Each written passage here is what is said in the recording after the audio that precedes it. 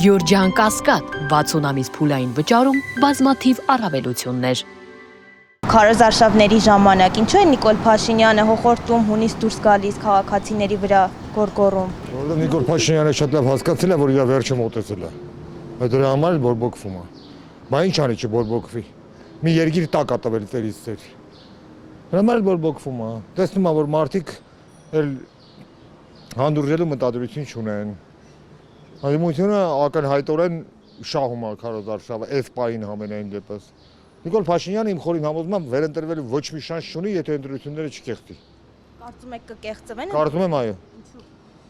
Որ վերարտադրվի մնա իշխանության։ Վախեր ունի ձեր կարծիքով։ Վախեր իհարկե։ Իհարկե։ Նիկոլ Փաշինյանը այդ ամեն ինչ կատարվել է 18 թվականից Արցախի հետ եւ մնացածը, այդ մի քանի ցմա հոդվածի ժամկետ է։ Մի քանի ցմա հոդվածի, մի հոդվածի չէ։ Եթե դատվի։ Թե ում օգտին չէ, բայց ԿՊ-ին ամեն դեպքում մեղր։ Չէ, հասկանալի է, որ ԿՊ-ի օգտին չեմ քվեարկելու, այդ բնականաբար, բայց թե ում օգտին եմ քվեարկելու, այդ իմ գործն է արդեն։ Բայց ամեն դեպքում կարծում եք, որ հնարավոր է կեղծվեն ընտրությունները։ Ես համոզված եմ, որ այդ փորձը արվելու է, կհաջողվի թե չէ, ուրիշ հարց է։ Այդտեղ կախված է նրանից ընդդիմությունը տեղամասերում ոնց կկարողանա պահել ձայները։ Երկրորդը արդեն հետընտրական զարգացումները ոնց կգնան։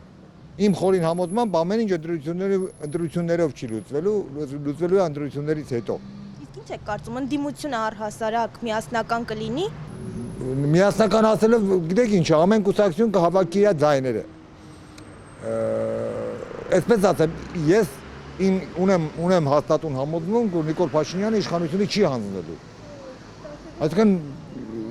կենտրոնական ընտրական հանձնաժողովը ինչ-որ թիվ է գրելու, որ ԿՊ-ն հաղթել է։ Այդ դրանից հետո ինչ գործողություններ կլինեն, ինչքան ժողովուրդ դուրս կգա փողոց, աշխարհաքաղաքական իրավիճակը ոնց կփոխվի, ինչ պետությունների ազդեցություն կլինի Հայաստանի վրա, ինչ լծակներով կլինի այդ ազդեցությունը։ Դրանք կլինեն միայն տնտեսական լծակներ, թե տնտեսականից բացի նաև այլ լծակներ, որոնք կան ցանկության դեպքում։ Այդտեղ իրավիճակը Նիկոլ Փաշինյանի համար խիստ անորոշ է, բայց իմ խորին համոզմամբ ինքը գնում է դրան։ Քաղաքացիական պատերազմի վտանգ տեսնում եք այդ դեպքում։ Չեմ կարծում, չէ։ Ես չեմ կարծում, որ քաղաքացիական ԿՊ-ն այդքան կողմնակիցներ ունի, որ քաղաքացիական պատերազմ լինի Հայաստանում։